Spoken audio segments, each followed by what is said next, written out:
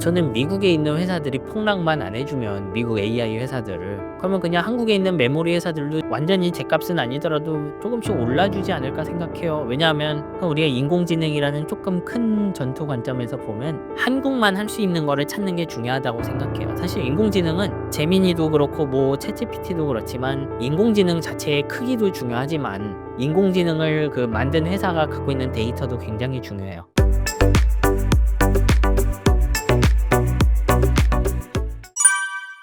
오늘 뉴스 나온 거 보니까 구글의 TPU가요. 예. 성능이 너무 좋고 제미나이도 좋고 그래 가지고 그 엔비디아의 젠슨 황이 쪼금 긴장을 했는지 "선전포고를 했다." 이런 식으로 헤드라인을 뽑아서 우리가 "유연성과 뭐 기술력에서는 한 세대 앞서 있다." 뭐 이런 표현을 하더라고요. 어떻게 생각하세요? 저는 그거는 어떤 면에선 사실일 수도 있고 사용자 측면에서는 여전히 엔비디아가 좋을 수 있고 그래요. 사실 GPU라는 건 엄청 지금 상황에서 완전히 편견을 깨는 아까 말한 것처럼 한 세대에 4-5배 좋은 GPU가 공짜로 나올 수는 없어요. 그러니까 뭐 칩 사이의 연결성이 더 좋거나 더 많은 칩을 연결할 수 있거나 요런 차이일 뿐이죠. 근데 이제 구글 같은 회사는 수직 계열화가 돼 있는 IT 회사예요. 자신들의 인공지능, 제미니 이건 프로그램이죠. 프로그램이 있고 그거를 자신들의 반도체인 TPU에서 돌릴 수 있죠. 그러면 이런 회사들은 좀 자기 반도체에 대한 의지가 강하죠. 내부 반도체고 우리가 제미니를 더 많이 팔면은 더 많은 TPU를 그대로 쓸 수 있죠. 그러면 TPU를 이 내부에서 계속 쓰다 보면 그 자체로 구글 TPU 기반의 소프트웨어 생태계가 또 생겨날 수 있어요. 사실은 구글이 알파고 학습시켰을 때 그런 구글 TPU 기반의 생태계를 정확하게 GPU도 쓸 수 있는 생태계 갖고 있었는데 그게 텐서플로우라는 거거든요. 그래서 지금 우리가 보는 인공지능 소프트웨어 생태계의 상당 부분은 원래 구글 거였어요. 근데 이제 토치 나오고 쿠다 쪽에서 굉장히 많은 지원을 해 주면서 어느새 회계본위가 엔비디아로 넘어간 그런 느낌도 있어요. 달리 말하면 반대 방향으로 한번 올 수도 있죠. 네. 물론 그래서 엔비디아도 경쟁자들을 견제하기 위한 많은 시도를 해요. 원래 엔비디아의 GPU의 강한 해자 중 하나는 학습이에요. 우리가 추론을 할 때는 GPU 한 장 뭐 많아 봐야 4장 8 장으로 인공지능 하나를 돌리거든요. 말 그대로 프로그램 하나 거대한 뇌 하나 돌리는데 GPU를 4개 8개 쓴다는 얘기예요. 근데 학습은 천장 만장 단위로 해요. 그러니까 제가 구동하는 데 정확하게는 그냥 서비스 추론하는 데 쓰는 GPU보다 학습하는 데 쓰는 GPU가 뭐 몇백 배 많다라고 생각하면 되겠죠. 그래서 칩 간 연결이 되게 중요한데 엔비디아는 자기 GPU끼리 연결하는 기술 그걸 NVLink라고 하는데 고거를 자기들 표준으로 유지를 해 왔어요 지금까지. 근데 요번에 보면 엔비디아가 자기들 NVLink 표준을 쪼끔 열어줄 거라는 식으로 얘기를 했어요. 그러니까 표준을 열어주면 어떻게 되냐면 뭐 정확하게 표준은 아니에요 이건. 왜냐하면 엔비디아 내부 규격이니까 자기들 지재권이죠. 요걸 풀어준다는 건 엔비디아가 아닌 회사가 엔비디아 GPU랑 상호작용할 수 있게 해 주겠다는 거예요. 그러면 구글 TPU는 구글 내부에선 쓰지만 구글 바깥에는 쓰는 사람이 많지는 않죠. 근데 엔비디아 컴퓨터는 여기저기 슈퍼컴퓨터 클러스터가 있어요 이미. 그러면 이런 클러스터 운영하는 사람들이 NV링크가 오픈되면 그 링크에서 GPU 하나 떼고 다른 회사 반도체 요렇게 껴서 써볼 수 있어요. 근데 대부분 병목 현상이라는 게 되게 사소한 데서 나는 경우가 많아요. 그럼 좀 머리 좋은 사람들은 여기 GPU 잔뜩 놓고 칩 몇 개만 넣으면은 '우리 거는 잘 돌아간다.' 이런 식으로 갈 수 있죠. 그런 식으로 기존 인프라의 영향력을 강화하는 선택도 하고 있는 거죠. 크게 보면 제미니가 잘 될수록 구글한테 유리하긴 한데 엔비디아에게도 선택지는 많이 있어요 여전히. 그리고 뭐 구글은 보니까 현금 흐름이 너무 좋아서 굳이 뭐 그것도 TPU 외부로 또 무리하게 뭐 팔려고 하던 것 같진 않기도 하고요. 근데 구글은 자기들 클라우드 가면 TPU 쓸 수 있어요. 이제 그 TPU를 판다는 거는 지금 현금 흐름이 좋다 나쁘다의 문제는 아니에요. 지금 엔비디아 GPU를 써야 되는 많은 이유, 상당히 큰 이유는 사실 인력 수급도 있거든요. 지금 전 세계에서 인공지능 학습시켜 본 사람의 한 90 몇 프로는 다 엔비디아 GPU를 써 봤어요. 네. 근데 제가 이 사람을 뽑아 갖고 AMD GPU에서 이제부터 일하라고 하면은 벌써 그때부터 문제가 생겨요. 써본 적 없는 에러를 계속 보니까 얘가 일을 못 하죠. 이런 문제를 해결해 주려면은 프로그래머 베이스가 전 세계에 많이 있어야 돼요. 네. 그러니까 구글이 TPU를 직접 팔지는 않더라도 자기 클라우드에선 계속 오픈해서 스타트업들이 구글 클라우드 빌려서 그 안에 TPU로 인공지능 돌려볼 수 있게는 계속 해 줘야죠. 그렇군요. 그러니까 메타 같은 경우는 인제 TPU 쓴다고 그런 얘기도 나오더라고요. 사실 자기들이 엄청 컴퓨터도 많이 만들고 학습에 투자를 많이 해 왔어요 메타는. 근데 이제 어느 순간 자기들의 설계 능력과 자기들이 사용할 양이 이제 직접 설계할 만큼의 밸류가 없다고 생각하는 거겠죠. 이거 칩 설계는 되게 어려워요, 생각보다. 뭐 제가 아까 GPU는 엄청난 그 노벨티는 없다라는 식으로 얘기했지만 이게 칩을 오래 안 만든 회사 입장에선 또 달라요, 이게. 구글도 요번에 보면 자기들 스마트폰 칩을 원래 삼성 LSI 이런 삼성 파운드리랑 하다가 더 나은 TSMC로 옮겼는데 칩 성능이 별로예요. 파운드리 더 좋은 데로 옮겼는데 칩 성능이 안 좋아졌죠. 그게 어려운 거예요, 칩 만드는 게. 메타도 비슷한 입장이겠죠, 아마. 애플이나 테슬라도 자체 칩을 만들고 그러나요? 근데 애플 같은 경우는요, 자체 칩이 스마트폰 들어가는 칩 혹은 자기들 맥에 들어가는 칩 이런 거고 아직 GPU를 잔뜩 묶어서 거대한 슈퍼컴퓨터 클러스터 만드는 거 없어요. 테슬라는 도조라고 부르는 자기들 학습용 칩이 있잖아요. 뭐 하고 있죠. 그쪽에서 제일 적극적인 건 테슬라죠, 사실. 그러면 아까 그 삼성전자와 하이닉스 같은 경우는 그 이제 램을 만드는데 그게 이제 AI 칩에 그게 발전되면 될수록 그 옆에 그냥 붙는 듯하고 이렇게 약간 자연스럽게 말씀을 해 주셨잖아요. 그러면 그걸 대체할 수 있는 기업은 마땅히 떠오르지가 않는데 맞는 건가요? 사실 단기간엔 없어요. 굉장히 과격한 그런 선택지들도 있어요. 예를 들면 지금은 우리의 인공지능을 돌리려면 GPU라는 칩이 있고 그 옆에 대용량 메모리를 잔뜩 붙여야 얘가 인공지능이 구동되잖아요. 근데 아예 그 경계 자체를 없애려는 시도들도 있어요. 그러니까 GPU이면서 메모리인 녀석을 만들려는 시도들도 있죠. 그런 거 이제 뉴로모픽이라고 부르는데 최근에 인공지능, 특히 거대한 인공지능이 성공하면서 다시 관심들이 늘고는 있는데 아직 가시적으로 이거면 메모리랑 GPU를 동시에 대체하겠다. 요런 녀석들은 딱 보이진 않아요. 지금 상황은 일단 인공지능을 성공시켜야 되니까 더 큰 용량의 메모리를 더 빠른 GPU랑 붙이는 데 더 포커스를 두고 있죠. 그렇게 되면은 삼성전자하고 SK하이닉스는 굉장히 좋을 것 같은데요. 그냥 뭐 지금 상황이요? 네. 아 그렇죠. 그 반도체 AI 칩들이 서로 전쟁하고 서로 막 이렇게 발전하면은 근데 그걸 그 팔면 되잖아요. 팔면 되는 거니깐요. 왜냐하면 인공지능이라는 녀석이 지금 프로그래머로선 되게 특성이 이미 잘 알려져 있어요. 옛날에 우리가 한글과 컴퓨터 프로그램이 용량이 1 이라고 하면 GPT 같은 녀석은 구동할 때 쓰는 용량이 3,000, 5,000, 10,000까지 막 가요. 달리 말하면 문서 작성만 하던 사람이 인공지능을 직접 자기 컴퓨터에서 돌려야 되면 메모리를 10,000배 가까이 사야 된다는 얘기인 거죠. 이런 얘기들 많이 하잖아요. "아 나 너무 파워포인트랑 띄워 놓는 게 많아서 메모리를 좀 추가로 껴야겠다 컴퓨터에." 근데 그렇게 컴퓨터 쓰는 사람이 늘어나면 메모리 회사가 메모리 많이 팔겠죠. 근데 인공지능은 이런 느낌이에요. '아 나 내 컴퓨터로 원래 파워포인트 하던 거 너무 느려서 안 되겠어. 메모리를 1,000개쯤 껴야겠어.' 이런 상황인 거죠. 그러니까 당연히 신나죠 그럼. 그 램값도 오르고요. 그러니까 반도체 특히 메모리 회사 입장에서는 이게 인공지능이고 얼마나 뭐 팬시한 기술이냐는 중요하지 않고 이거 돌리고 싶냐? 그래 돌려라. 메모리 얼마나 필요해? 1,000개만 주세요." 이런 상황이면 좋은 거잖아요. 그런 상황인 거예요. 그러면은 인텔하고 마이크론은 좀 어떤 움직임을 보이고 있어요? 마이크론은 메모리 회사잖아요. 기본적으로는 한국 회사들과 같은 길을 가고 있는데 근데 마이크론의 문제는 자기들의 그 증산 역량이 사실상 없어졌다는 거 이제. 마이크론은 원래 성장할 때 계속 M&A로 컸어요. 그래서 대만의 프로모스나 뭐 이노테라 이런 데 인수하고 일본의 엘피다 인수하고 뭐 독일에도 옛날 키몬다 인수하고 뭐 그랬던 기억이 있어요, 저한테. 근데 계속 그렇게 인수를 하니까 조그마한 공장 부지가 되게 많아요. 근데 문제는 이제 우리 반도체 제조의 어려움을 이렇게 좀 살펴보면요. 뭐 뉴스를 봐도 되고 책을 봐도 되고 하는데 그런 거 살펴보면 다 공통적으로 말하는 게 EUV라는 장비예요. 그 EUV는 미세 패턴을 그리게 해 주는 핵심 장비인데 노광 장비라고 하죠. 근데 요 녀석을 넘어가면은 기존의 그 미세 패턴 그리던 장비보다 장비 크기가 훨씬 커져요. 그래서 기존에 있던 작은 팹들에서 운영을 할 수가 없어요. 근데 마이크론은 지금까지 작은 부지를 가진 공장을 계속 인수해 왔잖아요. 대형 부지가 별로 없어요. 그래서 차기 D램을 만드는 데 어려움이 있어요. 기술 개발 성패와 무관하게 최대로 추가로 만들 수 있는 메모리 자체 별로 없는 거죠. 인텔 같은 경우는 본래 CPU를 만들던 회사인데 CPU 사업에서 잘 안 되고 제조가 흔들리면서 잘 풀리지 않고 있죠. 그래서 이제 파운드리 업을 하겠다고 했는데 그동안 이제 항상 TSMC 찾아가던 고객들은 TSMC 찾아갔죠. 근데 이제 대여에 해당하는 테슬라가 드디어 대형 파운드리를 찾기 시작했는데 삼성전자로 가버렸죠. 그러니까 큰 포텐셜을 한번 잃은 거죠.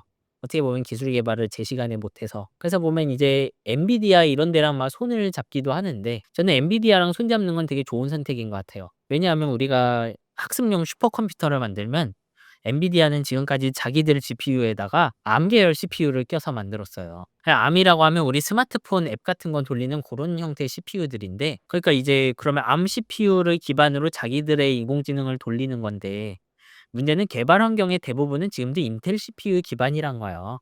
그래서 그 측면에서는 AMD도 약간 강점이 있어요. 왜냐하면 GPU는 인기가 없지만 자기들 CPU는 인텔 CPU랑 같은 프로그램을 돌리거든요. 그래서 일반 프로그래머 환경은 이 경우에 엔비디아 쪽 컴퓨터보다는 AMD 쪽이 좋죠. 근데 인텔을 아군으로 끌어들이면 엔비디아가 인텔 CPU 플러스 엔비디아 GPU 요런 거 할 수 있죠, 학습용 슈퍼컴퓨터 만들 때. 그러면 훨씬 효율이 올라가죠. 종합적으로 봤을 때는 뭐 삼성전자와 하이닉스에 좀 비견하거나 경쟁할 수 있는, 그러니까 램 쪽에서요.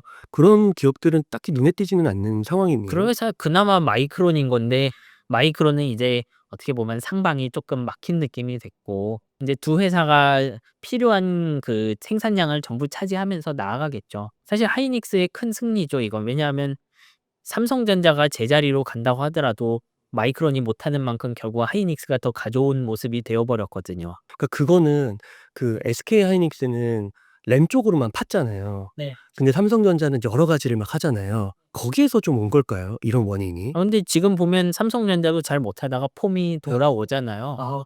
이게 돌아올 수 있는 거 보면 기존에 이것저것 해서 못했다고 할 수는 없죠. 반대로 자기들 메모리 기술이 쪼끔 꼬꾸라진 상황이었는데 23년 4년 이럴 때 그걸 파운드리 기술이 쪼끔 메꿔준 감도 있어요. HBM은 우리가 적층형 메모리를 만드는데 12개 정도 D램 칩을 이렇게 위로 쌓고 맨 아래층에 베이스 다이라는 칩을 놓는데, 요 녀석이 쉽게 말하면 신호들 모아서 전달해 주고 위에 있는 D램 칩들을 컨트롤해 주거든요. 근데 요 녀석도 이제 되게 어떻게 보면 12 개의 D램 신호를 전부 다 받으니까 신호가 많이 왔다 갔다 할 거잖아요. 뭐 어떻게 보면은 요 베이스 다이가 D램 칩 12 개를 컨트롤한다고 하면 12배 빠르게 움직인다 이런 식으로 생각할 수도 있겠죠. 근데 메모리 회사의 칩들은 그렇게 빠르게 동작 못 해요.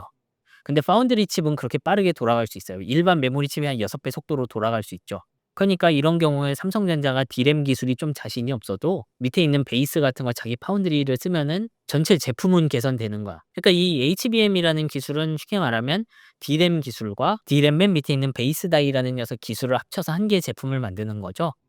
D램 기술이 부족할 때 삼성전자가 자기들 파운드리 기술을 통해서 조금 커버를 해내는 거죠. 그러니까 이게 회사가 여러 가지 한다, 한 가지만 한다는 장점, 단점 그런 건 아니에요. 그냥 두 회사가 다른 선택지를 가지고 있을 뿐이죠. 뭐 하이닉스는 그럼 밀리기만 하냐? 사실 그렇진 않죠. 하이닉스는 자기들이 맨 밑에 베이스 다이를 직접 만들 수는 없어요. 그 파운드리에 맡기면 당연히 스스로 하는 회사보다 원가의 손실은 있는데, 대신 TSMC 같은 데 맡기면은 TSMC에서 설계를 했던 수많은 설계 회사들과 협업 기회가 열리죠. 그러면 훨씬 복잡한 일을 할 수 있는 거야, 하이닉스의 그 HBM 베이스 다이는. 그런 데서 두 회사의 장점, 강점이 바뀌는 거죠. 원가 요소를 확실히 누를 수 있고 필요한 경우 D램의 성능을 좀 베이스 원가로 메꿀 수 있는 삼성전자가 있고, 계속 그 친구들을 끌어들여서 설계 쪽 친구들이죠. 이 HBM 자체의 포텐셜이나 성능, 뭐 가능성 자체를 쭉 끌어올릴 수 있는 그런 선택지가 생겨나는 거죠. 그 삼성전자도 폼이 많이 올라왔다고 보세요. 그럼요. 이제 굉장한 혼란의 시기를 겪었는데 2-3 년간 이제 뭐 제품이랑 이런 건 많이 안정되는 것 같아요. 어떻게 보면 조직 문제였던 거니까요. 회사가 아예 망가졌다 요런 것은 아니었잖아요. 그러면은 최근에 이제 보면은 삼성전자랑 하이닉스가 많이 오르기도 했지만 특히 하이닉스는 엄청 올랐죠. 근데 또 급락하기도 했었어요. 막 삼성전자 하루에 막 4-5%, 하이닉스도 막 7-8%씩 급락을 하기도 했는데, 요런 현상을 감안해서라도 앞으로는 더 좀 발전 가능성이 높다고 보시는 걸까요? 저는 미국에 있는 회사들이 폭락만 안 해 주면, 미국 AI 회사들을, 그러면 그냥 한국에 있는 메모리 회사들도 완전히 제값은 아니더라도 조금씩 올라주지 않을까 생각해요. 왜냐하면 사실 미국에 있는 인공지능 회사랑 뭐 GPU 회사 이런 데 보면 서로서로 뭐 돈 주고받으면서 투자를 하잖아요. 메모리 회사는 다 돈다발만 받고 있죠, 지금 보면. 메모리 팔고 돈 받고, 메모리 팔고 돈 받고. 그러니까 굉장히 그 고민할 거 없이 돈을 버는 상황이에요. 그리고 한 2년 정도 가시성이 있어요, 이제. 갑자기 이거 다 지금 디램 가격 오르니까 장기 계약하자고 오잖아요. 그 장기 계약이 충분히 모이니까 이제 증산 자신감이 생기는 거야. 이 지으면 팔 수 있다, 우리는. 그런 상황이니까 훨씬 그 비즈니스 안정감도 있다고 봐야죠. 이야, 또 그렇게 되네요. 그러면은 약간 청바지 파는 느낌으로 그렇죠. 기존 청바지보다 이제 재고 걱정도 줄었죠. 왜냐하면 지금 상황에 어차피 메모리가 다 팔리는 걸 알고 고객들이 여기저기 긁어서 살려고 하는데 살 수가 없었잖아요. 그러면 일단 웃돈 주고 "우리 몇 년 동안 비싸게 살게."라고 계약을 해야 되는 거죠. 그 메모리 회사들 입장에서도 사정이 있어요. 일단 메모리 공장은 계획하고 짓는 데 오래 걸리죠. 내가 증산 약속하면 다음 날 지어지는 게 아니잖아요. 건물 1 년, 장비 반입 1년 뭐 이런 식이고, 토지가 없으면 또 토지 매입까지 하면 몇 년씩 걸리잖아요, 이거 사업이. 지금 마이크론은 3년 넘게 걸리는 그런 수준이죠, 신규 부지가 없어서. 근데 메모리 회사들의 트라우마는 그래서 신나서 증산을 했더니 "우리 23 년에 우리가 어떻게 됐 22 년에 우리가 어떻게 됐냐 봐라." 이거예요. "우리가 지금 너희가 산다고만 하면 할 것 같냐?" 안 하죠. 그 장기 계약을 들고 오는 거죠. 그러니까 "2년 뒤에도 무조건 사겠다." 이만큼. 그러면 증산할 수 있게 되는 거죠. 요즘 이제 전반적으로 봤을 때 우리나라 기업이나 경제에 대해서 뭐 GDP 성장률이나 이런 것들 얘기하면서 위기론이 조금 목소리가 좀 커지고 있잖아요. 이러한 상황 속에서 어떻게 보면 우리나라의 양대 산맥이라 할 수 있는 삼성전자와 SK 하이닉스를 좀 봤을 때 경쟁력을 이렇게 유지하거나 더 견고히 할 수 있거나 이렇게 흐름을 볼 수 있을까요? 일단 메모리 회사로서 두 회사는 하던 거 열심히 하면 된다고 생각해요. 근데 우리가 이 회사들만으로는 뭔가가 완벽히 되는 건 아니겠죠. 그럼 우리가 인공지능이라는 조금 큰 전투 관점에서 보면 한국만 할 수 있는 거를 찾는 게 중요하다고 생각해요. 사실 인공지능은 제미니도 그렇고 뭐 챗GPT도 그렇지만 인공지능 자체의 크기도 중요하지만 인공지능을 그 만든 회사가 갖고 있는 데이터도 굉장히 중요해요. 이렇게 생각을 해 보는 거예요. 우리가 이쪽에 예를 들어 오픈 AI가 GPT-10을 만들었어요. 근데 얘들이 구할 수 있는 데이터는 대부분 인터넷에 있죠. 그러면 GPT-10 되게 똑똑할 텐데 어떤 모양일지도 모르지만. 근데 다른 회사 어떤 회사가 이제 인공지능을 학습시키는데 미국 CIA나 이런 데 정보를 가지고 막 학습을 하고 그 데이터를 보는 거예요. 누가 더 그 예를 들면 테러리스트를 잘 잡을까요? 당연히 뭐 후자. 그렇죠. 인터넷으로만 공부한 천재랑, 천재는 아닌데 그래도 정보 교육을 받은 이제 안보 교육을 받고 안보 자료들을 실제로 보내. 그런 거죠. 한국도 그런 기회는 많이 있어요. 왜냐하면 한국이란 나라 놓으면 사실 제조업 강국이잖아요, 기본적으로. 근데 그 회사들의 제조 노하우가 인터넷에 돌아다니냐 이거예요. 그렇진 않죠. 그러니까 적당한 수준의 인공지능을 도입해서 효율을 올릴 길은 있는 거예요. 근데 고런 방향으로 가면은 사실 좀 크게 어떻게 보면 메모리 회사, 반도체 회사는 자기 갈 길 잘 갔고 나머지 제조업 회사들도 인공지능의 어떤 한 축을 담당할 수도 있고, 이제 본인들은 인공지능 회사라고는 안 하겠죠. 그냥 "효율이 높아졌다."라고 발표를 할 뿐이죠. 하지만 그런 식으로 성장률을 끌어갈 수는 있겠죠. 어 혹시 중국의 추격은 없을까요? 인공지능 쪽 아니면 반도체 쪽? 반도체 램 우리나라가 잘하는 쪽. 사실 램 쪽의 추격이 되게 이슈가 돼서 22 년, 23년 내내 한국 메모리 회사들이 크게 흔들렸죠. 근데 뭐 저도 중국에 아는 사람은 없으니까 뭐 제가 거기 정책 결정하는 사람들의 지인은 아니지만 지금 보면 여기 흐름 자체가 생산량을 늘려서 시장 점유율을 차지하기보다는 자기들 안보를 좀 확고히 하기 위한 반도체 제조 쪽으로 선회하는 것 같아요. 왜냐하면 지금 상황 보면 메모리 가격이 너무 올라서 그 GPU에 쓰는 HBM이랑 GPU용 아닌 일반 D램의 그 마진이 비슷해지는 상황이거든요. 그래도 HBM 계속 밀어붙이죠, 중국이. HBM이 훨씬 만들기 힘들기 때문에 얘들 입장에서 HBM을 만들면 기대 수익이 줄어들면도 HBM 쪽으로 포커스를 옮긴 거예요. 이게 무슨 의미겠어요? 돈 이상의 무언가를 노리는 거예요. 그렇게 보면 얘들이 자기 안보용으로 이제 D램을 쓰기 시작한 거라고 볼 수 있기 때문에 얘들이 갑자기 시장에 엄청난 물량을 풀어 갖고 또 가격을 누른다? 이런 일은 좀 일어나기 힘들 거예요. 하려고 해도 이제 미국이 거의 모든 핵심 장비를 차단해 버렸기 때문에 중국에 생산량을 늘리는 건 당분간 힘들어지겠죠.